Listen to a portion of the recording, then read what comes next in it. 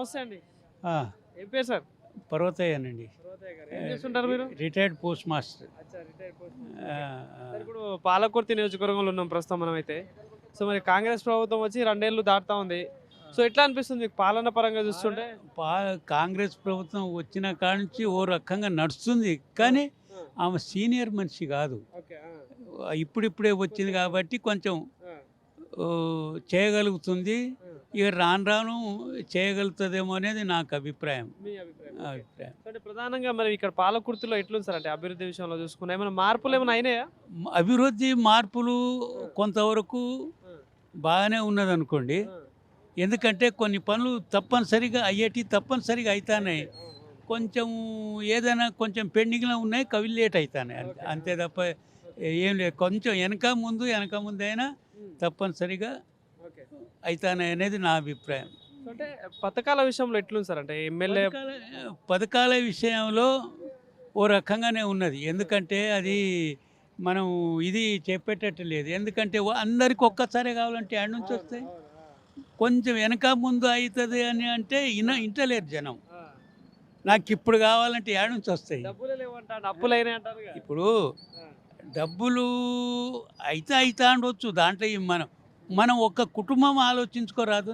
ఒక్క కుటుంబంలో ఓడు వద్దంటాడు, ఓడు కావాలంటాడు. ఇది మళ్ళీ స్టేట్ మొత్తం, రాష్ట్రం మొత్తం మనం అనుకూలంగా చెప్పాలి. ఒక్కసారి కాకుండా ఓసారి మనం చేయాలి. మనకు రావాలని అంటే పైనుంచి బడ్జెట్ రావాలి. పైనుంచి ఎన్ని ఇబ్బందులు ఉన్నాయి. కొన్ని ఇబ్బందుల వలన కొంచెం లేట్ అవుతుంది. గంతక తప్ప ఏం కాదు. అంటే ఇప్పుడు అటు తొర్రూరులో ఎలక్షన్స్ నడుస్తూ ఉన్నాయి. ఇప్పుడు ఓవరాల్గా నియోజకవర్గం వైజ్గా చూసుకున్నా ఇప్పుడున్న ఎమ్మెల్యే కావచ్చు, ఇంతకుముందున్న ఎమ్మెల్యే కావచ్చు, మీకు తేడా ఏమైనా కనిపిస్తూ ఉందా పని విషయంలో?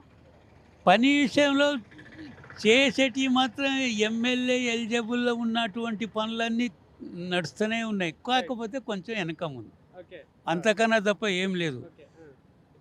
ఎమ్మెల్యే గారు చేసేటువంటి పనులన్నీ నడుస్తున్నాయి, కానీ వాళ్ళకు వచ్చిన బడ్జెట్ చేతికి వచ్చినాయి ఎక్కడ ఏమొచ్చినాయి అవన్నీ ఉంటాయి కదా. ఈ ఊరి పేరు మీద వచ్చినాయి, ఈ ఊరోళ్ళకి ఇవ్వాలన్నాయి.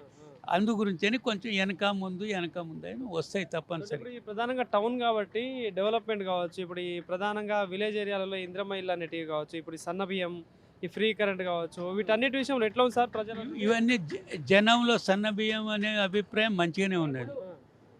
జనంలో పేదవాళ్ళ విషయంలో సన్న బియ్యం మంచిగానే ఉన్నాయి.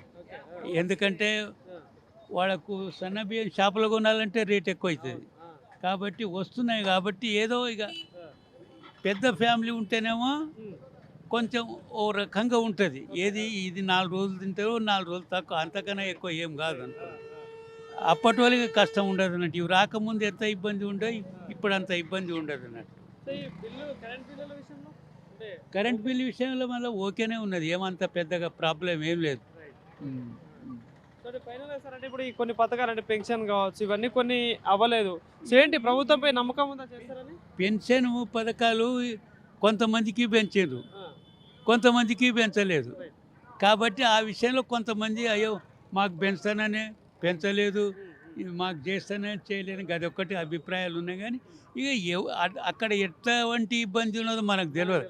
మనం నోరు ఖాళీగా ఉన్నదని రాలేదురా అనేది ఒకటి అంతే తప్ప అంతగా మనం ఏం అనలేము. సార్, ఫైనల్గా మీ అభిప్రాయం అంటే మళ్ళీ పాలకుర్తిలో ఇప్పుడున్న ప్రభుత్వం అంటే ఎమ్మెల్యే ఉన్నారు, సో మళ్ళీ ఎలక్షన్స్ వస్తాయి ఏంటి అంటే మీ పర్సనల్ ఒపీనియన్ ఏంటి? మళ్ళీ ఇదే ప్రభుత్వం కావాలనుకుంటున్నారు? ఈ ప్రభుత్వం కావాలని మనం అనుకుంటలేము. డెవలప్మెంట్ వర్క్ విషయంలో ఏదైతే జనానికి మంచిగా అనిపిస్తుందో వాళ్ళకు బలపరిచేటువంటి మనుషులు తయారైంది. పైసలు ఖర్చు పెట్టే లెక్కది కాదు. పైసలు ఏం ఖర్చు పెట్టేది చేసుకుంటారు, కానీ వాళ్ళకు అభిమానం, అరే ఫలానా వ్యక్తి పనిచేసిండ్రా అనేది అభిప్రాయం కలిగినప్పుడే వాళ్ళకు సపోర్ట్ చేయగలుగుతారు.